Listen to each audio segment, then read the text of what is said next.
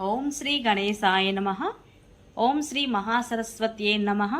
ఓం శ్రీ సీతారామాభ్యో నమః. అతులితబలధామం స్వర్ణశైలావదేహం ధనుజవనకృశానం జ్ఞానినామగ్రగణ్యం సకలగుణనిధానం వానరాణామధీశం రఘుపతిప్రియభక్తం వాతజాతం నమామి. ఘోష్పదీకృతవారాసిం మసకీకృతరాక్షసం రామాయణ మహామాలా రత్నం వందే నీలాత్మజం. యత్ర యత్ర రఘునాథకీర్తనం తత్ర తత్ర కృతమస్తకాంజలిం బాష్పవారి పరిపూర్ణలోచనం మారుతిం నమత రాక్షసాంతకం. శ్రీరామ భక్తాయ హనుమతే నమః. హరే కృష్ణ. కృష్ణ అందరికీ నమస్కారం. ఈరోజు మనము ముందుగా క్రోధీనామ సంవత్సర శుభాకాంక్షలు తెలియజేస్తున్నాను. సుఖ సంతోషాలతో భోగభాగ్యాలతో కూడిన నవ వసంతంలోకి మనమందరము అడుగు పెడుతున్న శుభ సందర్భంలో అందరికీ ఉగాది శుభాకాంక్షలు మనస్ఫూర్తిగా తెలియజేస్తున్నాను.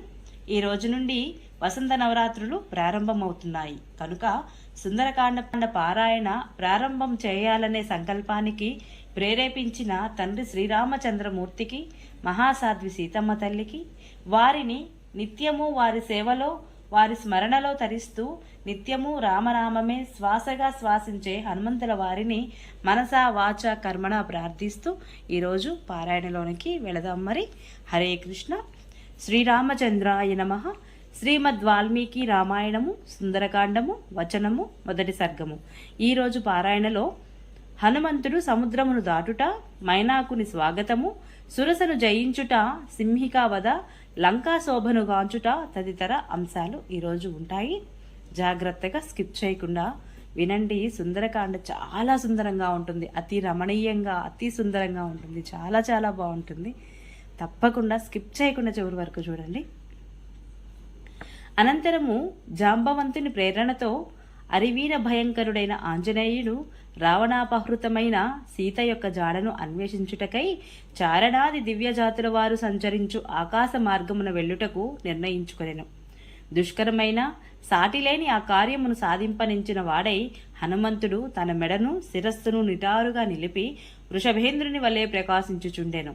అచ్చటి పచ్చిక బయళ్ళు వైఢూర్యవర్ణ శోభితములై చల్లదనము కలిగి మృదువుగా స్వచ్ఛములై ఉండుటచే అవి సలిల కల్పములై వాయుస్పర్శచే తరంగాయితములై అలరాడుచుండెను. అంతటా ధీరుడును మహాబలశాలియు అయిన హనుమంతుడు వాటిపై హాయిగా అటూనిటూ సంచరించుచుండెను.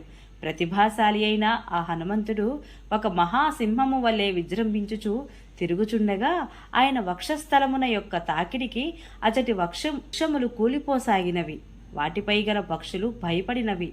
పెక్కు మృగములు అసువులను కోల్పోయినవి. ఆ మహేంద్రగిరి సహజముగానే నీలము, ఎరుపు, పసుపు, ఆకుపచ్చ, తెలుపు, నలుపు మొదలగు చిత్ర విచిత్ర వర్ణములు గల ధాతువులచే అలంకృతమై ఉండెను. అచట దేవతాసములైన కామరూపులకు యక్ష కిన్నెర గంధర్వనాగులు పలు పరికరములతో నిరంతరము సంచరించుచుండెవి. అసంఖ్యాకములైన ఏనుగులతో ఒప్పుచున్న ఆ మహేంద్రగిరి తలమును నిలిచియున్న ఆ కపివరుడు జలాశయమునందలి ఒక మహాగజము వలె భాషించెను. అతడు సూర్యునకు, మహేంద్రునకు, వాయుదేవునకు, బ్రహ్మదేవునకు, ఇతర దేవతలకును అంజలి ఘటించి బయలుదేరుటకు నిశ్చయించుకొనెను. పిమ్మట కార్యదక్షుడైన మారుతి తూర్పునకు తిరిగి తన తండ్రియగు వాయుదేవునకు ప్రణమిల్లెను. దక్షిణ దిశగా వెళ్ళదలిచిన వాడై అతడు తన శరీరమును పెంచెను. రామకార్యము సిద్ధికై సముద్రమును లంఘింప నిశ్చయించుకొని వానర వీరులందరూ చూచుచుండగా అతడు పున్నమి పర్వదినముల యందు ఉప్పొంగు సముద్రము వలె వృద్ధి చెందెను. హనుమంతుడు సముద్రమును అవలీలగా దాటగోరి అపరిమితముగా తన శరీరమును పెంచెను. లంఘించుటకు ఉద్యుక్తుడై మహేంద్రగిరిని తన కరచరణములచే బలముగా అదిమెను. ఆ పర్వతము స్థావరమే అయినను మారుతి గట్టిగా అదుముటచే అది కొన్ని క్షణముల పాటు కంపించెను. విరబూసిన చెట్ల కొమ్మల నుండి పువ్వులన్నీయును జలజలా రాలెను. చెట్ల నుండి రాలి సువాసనలను వెదజల్లుతున్న పుష్పములతో ఆ పర్వతము నిండిపోయెను. అప్పుడది ఒక పూలకొండవలే భాసించెను. ఆ మహావీరునిచే అదమబడిన ఆ పర్వతము ఒక భద్రగజము మదజలముల వలె జలధారలు స్రవింపజేసెను. మహాబలశాలి అయిన ఆ మారుతిచే అదుమబడిన మహేంద్రగిరి తన పగుళ్ల నుండి బంగారు వెండి కాటుక ధారలను వెలిగెక్కెను. ఏలననగా అగ్ని యొక్క సప్తాచులలో మధ్యమార్చి అనునది సులోహిత. దాని జ్వాలల నుండి పొగలు వెలువడుచున్నట్లుగా ఆంజనేయునిచే అదుమబడిన ఆ మహేంద్రగిరి నుండి పెద్ద పెద్ద ఎర్రని శిలలు ముక్కలు ముక్కలుగా బయటపడసాగెను. ఆ గిరి గట్టిగా అదమబడుటచే దాని గుహలయందు అంతటా నివసించుచున్న ప్రాణులన్నీయును మిగులు నలిగి వికృత స్వరములతో గగ్గోలు పెట్టెను. శైలపీడకులోనైన వివిధ ప్రాణులు ఆ ఆక్రందన ధ్వనులు పృథ్వీ అంతటా నిండెను. ఉపవనములయందు దశ దిశలయందును వ్యాపించెను. స్పష్టముగా వ్యక్తమగుచున్న స్వస్తిక లక్షణములు గల విశాలమైన పడగలతో భయంకరముగా విషాగ్నులను గక్కుచు సర్పములు తన కోరలతో శిలలను కాటువేయుచు గట్టిగా పట్టుకొనసాగెను. బుసలు కొట్టుచున్న విషసర్పములు కాటుకులోనైన ఆ గండశిలలు విషాగ్ని కీలలతో మండెను. అప్పుడు అవి ఫటేల్ ఫటేల్ మనుచు వేల కొలదిగా తుత్తునీయలాయెను. ఆ మహేంద్రగిరిపై పుట్టి పెరిగిన ఔషధులతో విషాహారములైనవి పెక్కుగలవు. అయినను అవి ఆ మహాసర్పముల ఘోర విషమును మాత్రము హరింపజాలకపోయినవి. భూతములచే ఈ కొండ పగలగొట్టబడుచున్నది అని తలంచి తాపసులు కలత చెందిరి. విద్యాధరులు భయపడిరి. తమ స్త్రీలతో కూడా అచటి నుంచి ఆకాశమునకు ఎగిరిపోయిరి. ఆ విద్యాధరులు పానభూమి అందలి మధుర పానీయములు గల బంగారు పాత్రలను, అమూల్యములైన భోజన పాత్రలను, కనక కలసములతో భయముతో అచటనే వదిలి వెళ్ళిరి. వారు లేహ్యములను, రుచ్యములైన భక్ష్యములను, బాగుగా గుజ్జుగలిగిన వివిధ మధుర రస ఫలములను, ఎద్దు చర్మముతో చేయబడిన డాళ్లను, బంగారు పిడుల గల ఖడ్గములను అచటనే విడిచిపెట్టిపోయిరి. వారు గళములయందు కంఠాహారములను, ఎర్రని పూలమాలను ధరించియుండిరి. శరీరములపై ఎర్రచందనములు అలలందుకొనియుండిరి. సహజముగానే ఎర్రమందారాల వంటి వారి కన్నులు మధుపానముచే ఇంకనూ ఎరుపెక్కియుండెను. అట్టి విద్యాధరులు మిక్కిలి భీతితో ఆకాశమునకు చేరిరి. విద్యాధర స్త్రీలు హారములను, అందెలను, దండకడియములను, కరకంకణములను ధరించియుండిరి. వారు సంభ్రమాశ్చర్యములతో దరహాసముతో తమ ప్రియులతో కూడి అంతరిక్షమున నిలిచియుండిరి. విద్యాధరులు మహర్షులు ఆకాశమున ఒక్కచోటే చేరి నిరాధారముగా అంతరిక్షమున తేలియాడు తమ మహావిద్యను ప్రదర్శించుచు అచటి నుంచి మహేంద్రగిరిని కుతూహలముతో వీక్షింపసాగిరి. అప్పుడు నిర్మలాకాశమున నిలిచియున్న పవిత్రాంతఃకరణులైన ఋషులు, చారణుల సిద్ధులు మాటలను వారు వినిరి. పర్వతాకారుడును వాయునందనుడును మిక్కిలి వేగము కలవాడును అయిన ఈ హనుమంతుడు మొసళ్లకు నిలయమైన సముద్రమును లంఘింపదలుచుకున్నాడు. అతడు శ్రీరామ కార్యార్థము వానర రాజు అయిన సుగ్రీవుడిని ఆజ్ఞ మేరకు ఇతరులకు అసాధ్యమైన పనిని చేయదలంచుచుండెను. దాటసఖ్యముగాని సముద్రము యొక్క ఆవలి ఒడ్డును చేరగోరుచున్నాడు. ఈ మహాత్ముని యొక్క ఈ వచనములు విని విద్యాధరులు సాటిలేని ఆ వానరోత్తముడిని మహేంద్రగిరిపై చూచిరి. పర్వత సదృశుడైన ఆ మారుతి ఒక్కసారి వడలు విరిచి రోమములను విదల్చెను. ప్రళయకాల మేఘము గర్జించినట్లుగా ఒక మహానాదము చేసెను. మారుతి ఎగురు సన్నద్ధుడై రోమములతో నిండి మొదట లావుగా నుండి క్రమముగా సన్నపడుచు వర్తులాకారముగానున్న తల వాలమును గరుడు పాము విదిలించినట్లుగా విదిలించెను. మహావేగ గమనుడగు ఆ మారుతి తన వాలమును ఒక్కసారిగా విదిల్చెను. అప్పుడు పృష్ఠభాగము నుండి నిట్ట నిలువుగా వంకరగా నిలిచియున్న ఆలాంగులము గరత్మంతునికే కొనిపోవుచుండెను. మహాసర్పము వలె గోచరించుచుండెను. ఆ కపీశ్వరుడు పెద్ద పెద్ద ఇనుప గుదీల వలెనున్న తన బాహువులను స్తంభింపజేసెను. బిగబట్టి కటి ప్రదేశమును కృశింపజేసి పాదములను బాగుగా కుదించెను. శుభలక్షణ సంపన్నుడైన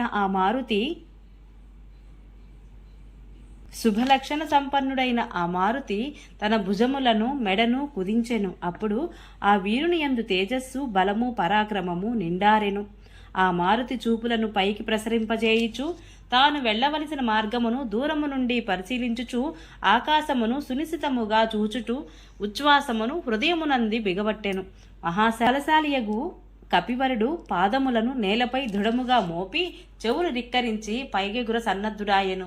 వానశ్రేష్ఠుడైన హనుమంతుడు అంగదాది వానరులతో ఇట్లనెను: వాయువేగమును సాగిపోవు రామబాణము వలె నేను మిక్కిలి వేగముగా రావణుడిచే పాలింపబడుచున్న లంకకు వెళ్ళెదను. అచట జానకి మాతను కాంచ జాలనిచో అదే వేగమున సురలోకమునకు పోయేదను. ఆ స్వర్గమును కూడా సీతాదేవిని దర్శింపనచో రాక్షసరాజైన రావణుడిని అవలీలగా బంధించి తీసుకుని వచ్చేదను.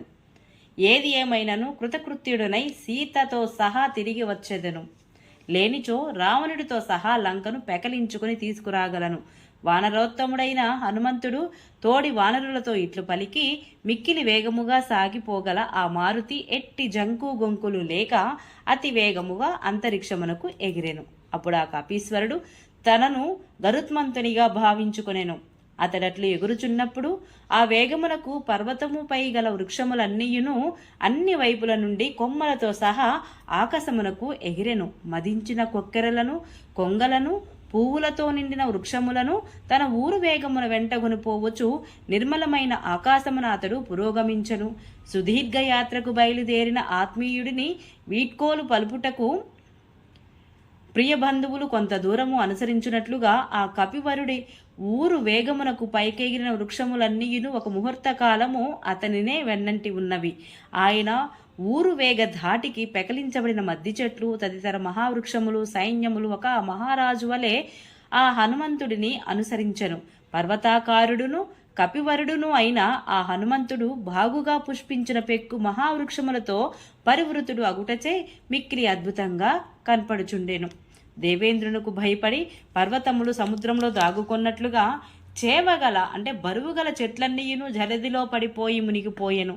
మేఘ సదృశుడై అలరాలుచున్న విశాలాకృతి గల ఆ హనుమంతుడు వివిధములగు కుసుమములతో చిగుళ్లతో మొగ్గలతో పరివృతుడై అంటే రాత్రులందు మినుగురు పురుగులతో కూడిన పర్వతము వలె శోభిల్లెను. ఆత్మీయులను కొంత దూరము అనుసరించి వెనుకకు మరలిన మిత్రుని వలె ఆ చెట్లు ఆయన వేగముతో కొంత దూరము అనుసరించినవై ఆయన వేగము నుండి విడివడి పువ్వులను రాల్చుచు నీటిలో పడి అంతటను వ్యాపించెను. ఆ హనుమంతుని వాయువేగ కారణముగా వృక్షముల యొక్క వివిధములగు పుష్పములు కొంత దూరము కొనిపోవుటబడినయి తేలికగా ఉండుట వలన తుదకు విచిత్రముగా అవి సాగరమున పడిపోయెను. అప్పుడు ఆ మహాసముద్రము అసంఖ్యాకములైన నక్షత్రములతో కూడిన ఆకాశము వలె శోభిల్లెను. వివిధములగు రంగులు గల పుష్ప సమూహములు మారుతి శరీరముపై అంటుకొని ఉండగా అతడు ఆకాశమును మెరుపు తీగలతో అలరాలు మేఘము వలె ప్రకాశించెను. ఆయన వేగముచే చెల్లాచెదురై పడిపోయిన పువ్వులతో ఆ సముద్ర జలము మనోజ్ఞమై ఉదయించుచున్న మనోహరములైన నక్షత్రములతో అలరాలు ఆకాశము వలె విలసిల్లెను. బాగుగా చాచబడినదై అంబరమున అలరాలుచున్న ఆ మారుతి రెండు బాహువులు పర్వతాగ్రము నుండి వెలువడిన 5 పడగల సర్పము వలె భాసిల్లుచుండెను. మహావేగగమనుడైన ఆ కపివర్ణుడు ఉత్తుంగ తరంగములతో అలరారు ఆ సముద్రమును తన ఛాయ ద్వారా జుర్రుచున్న వాని వలె ఒప్పారెను. ఇంకను అతడు ఆకాశమున పానము చేయగోరు వాని వలె భాసిల్లెను. వాయు మార్గమున సాగిపోవుచున్న ఆయన యొక్క కన్నులు విద్యుత్ కాంతుల వలె మరయుచు పర్వతమునందలి రెండగ్నుల వలె ప్రకాశించుచుండెను. వానర శ్రేష్ఠుడైన మారుతి యొక్క నేత్రములు పింగళ గోరోచన వర్ణము కలిగి మిక్కిలి విశాలములై గుండ్రముగా బాసిల్లుచుండెను. అప్పుడు అవి ఉదయించుచున్న సూర్యచంద్రుని వలె భాసిల్లెను. ఎర్రని నాసికము గల ఆయన ఎర్రని ముఖమండలము సంధ్యారాగ సంశోభితమగు సూర్యమండము వలె వెలసిల్లెను. సూర్యమండలము వలె విలసిల్లుచుండెను. ఆకాశమున తేలిపోవచున్న వాయుపుత్రుని యొక్క వాలము మహోన్నతముగా నిలిచి పైకెత్తబడిన ఇంద్రధ్వజము వలె శోభిల్లుచుండెను. మహాత్ముడును తెల్లని పలువరుస గలవాడును మిక్కిలి ప్రజ్ఞాశాలియు అయిన ఆ వాయునందనుడు చక్రాకృతిలోనున్న వాలముతో కూడి పరివేషము అంటే చుట్టూ కాంతి వలయముతో ఒప్పుచున్న భాస్కరుని వలె తేజరిల్లెను. ఎర్రని వాలమూల ప్రదేశ శోభలతో ఒప్పారు ఆ కపీశ్వరుడు గైరికాది ధాతువులతో రెండుగా విభజింపబడిన పర్వతము వలె విరాజిల్లెను. సముద్రమును లంఘించుచూ పోవచున్న ఆ వానర వీరుని బాహుమూలముల ద్వారా ప్రసరించు వాయువు మేఘగర్జనము వలె ధ్వనింపసాగెను. పొడవైన వాలముతో కూడిన ఉత్తర దిశ నుండి దక్షిణ దిశకు సాగిపోవచున్న ఆ కపివరుడు ఆకాశమున ఉత్తరమున పొడమి దక్షిణము దిశగా రాలిపోవు తోకచుక్క వలె గోచరించెను. ఉల్కాపాతము లోకమునకు అశుభ సూచకము, అట్లే మారుతి దక్షిణ దిశకు సాగిపోవట కూడా లంకకు అరిష్ట సూచకము అని అర్థం అన్నమాట. అక్కడ సాగిపోవచున్న సూర్యుని వలె ఒప్పుచూ విశాల దేహము గల ఆ వానరేంద్రుడు కక్షయందు బంధింపబడిన దీర్ఘ మాతంగముల వలె శోభిల్లెను. హనుమంతుడు ఆకాశమున సాగిపోవచుండెను. ఆయన నీడ సముద్ర జలములో ప్రతిబింబించుచు లోతుగా మునిగియుండెను. నీటిలో కొంత మునిగి మిగిలిన భాగము నీటిపై తేలుచు అనుకూల పవనములు ప్రభావమును సాగిపోవు నౌక వలె అతడు ఒప్పెను. ఆకాశము ఆ మారుతి సాగిపోయినప్పుడు అతడు దాటుచున్న సముద్ర ప్రాంతములన్నీయును అతని ప్రభల వేగమును అల్ల కల్లోలములై ఉన్మాదభరితములైనట్లుగా కనపడెను. కొండలంత ఎత్తునకు ఎగురుచున్న సముద్ర తరంగములు తన వక్షస్థలముతో నెట్టుచు వాటిని చిన్నాభిన్నముగా అంచుచు ఆ మహాకపి మిక్కిలి వేగముగా ఆకాశమున తేలిపోవచుండెను. హనుమంతునికి గమన వేగము ఏర్పడిన బలీయములైన వాయువు మేఘముల నుండి వెలువడు గాలియును రెండూ కలిసి భయంకర ఘోషలతో ఘూర్నిల్లుచున్న సముద్రమును ఇంకింపజేసినవి. జై శ్రీరామ్. హరే కృష్ణ. ఈరోజు పారాయణ ఇంతటితో సమాప్తం. మొదటి సర్గ రేపు రెండవ సర్గతో కలుసుకుందాము. అంతవరకు సెలవు. నమస్కారం. ఈ వీడియో మీకు నచ్చినట్లయితే please subscribe my channel, like, share, comment please. Thank you.